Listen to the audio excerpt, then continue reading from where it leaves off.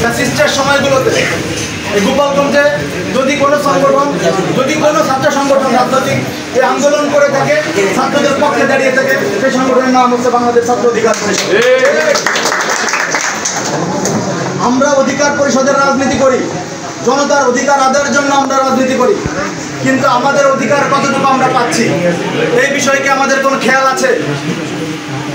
এই গোপালগঞ্জে যারা বিগত সময়ে এই গণউত্থানের নেতৃত্ব দেয় নাই, প্রকাশ্যে আসে নাই, আন্দোলনে যারা ছিল না, সেই সকল হুইফোর লোকজন আজকে গোপালগঞ্জে ছাত্রদের নেতৃত্ব দিচ্ছে, ছাত্রদের সেই নেতৃত্বকে তারা খর্ব করছে। এই সমস্ত জায়গাগুলোতে ছাত্র অধিকার পরিষদের আরো ভূমিকা পালন করতে হবে। কোনো ভুইফোর সংগঠন, কোনো ভুইফোর ব্যক্তি যেন গোপালগঞ্জ জেলার ছাত্রদের ভাগ্য নিয়ে সিনেমিনি খেলতে না পারে, এর জন্য সর্বদা ছাত্র অধিকার পরিষদ সামনে থেকে লড়াই সংগ্রাম করবে ইনশাআল্লাহ।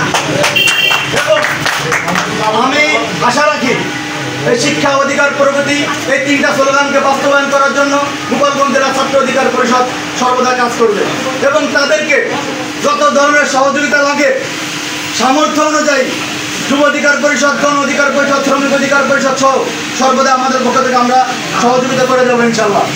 এবং আমি আমাদের মোল্লা ইব্রাহিম ভাইয়ের বক্তব্যে শুনেছি যে আমাদের লোকাল অল্প কয়েকজন, তার মধ্যে বিভাগ কেন? আমরা বিগত সময় আমাদের যা হয়েছে আপাতত আমরা সব ভুলে গেলে বলে ভালো হয়। আমরা কিভাবে সাংগঠনিক কার্যক্রমকে এগিয়ে নেব, এটার জন্য আমাদের মূল লক্ষ্য থাকে।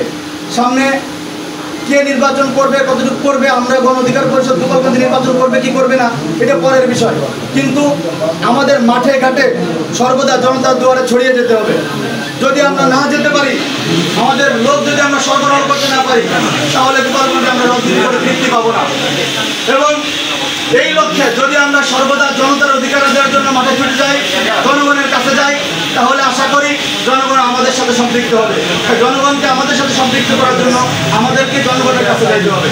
ধন্যবাদ সবাইকে। আসসালামু আলাইকুম।